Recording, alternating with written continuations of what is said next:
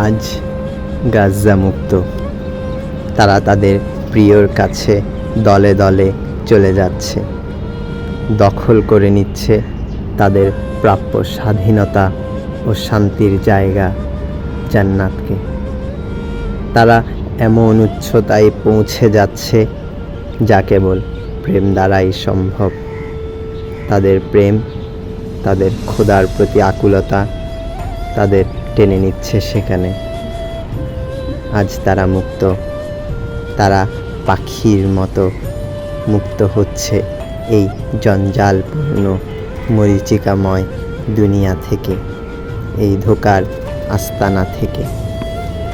তাদের প্রেম তাদেরকে তাদের প্রিয়র দিকে নিয়ে যাচ্ছে।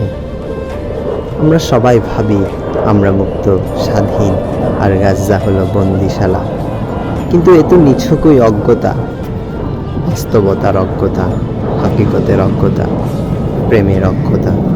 বরঞ্চ আমরা আজ পরাধীন, তারাই স্বাধীন, তারাই মুক্ত, তারাই প্রকৃত প্রেমিক।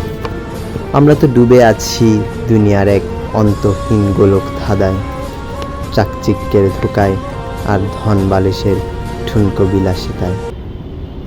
এই পরাধীনতা তো সেই গাজ্জার মায়ের পেটে থাকা বাচ্চাও মেনে নেয়নি। তাই সে দুনিয়াকে দেখবার পূর্বেই প্রিয়র কাছে তার প্রেম নিয়ে পৌঁছে গেছে অনন্ত উচ্চতায়। এই পরাধীনতা মেনে নেয়নি গাজ্জার হাজারো শিশু, কিশোর, বোন, ভাই, বাবা ও মায়েরা। তারা জান্নাতে উড়ে বেড়াচ্ছে মুক্ত পাখি হয়ে। তাদের প্রেম তাদের নিয়ে গেছে এক অন্য জগতে। তারা জানে মৃত্যু শেষ নয়, বরং মিলন, প্রেমিকের সাথে প্রিয়র মিলন। আর আমরা হতভাগারা দেখছি কেমনে প্রেমিক প্রেমের কাছে পৌঁছে যায়, দেখছি কেমনে তারা হাসি মুখে বরণ করে নেয় মৃত্যুকে, দেখছি কেমনে তাদের প্রেম তাদের ছাড়িয়ে নেয় চাকচিক্য ও ঠুনকো বিলাসিতার ধোঁকাময় এই জীবন থেকে।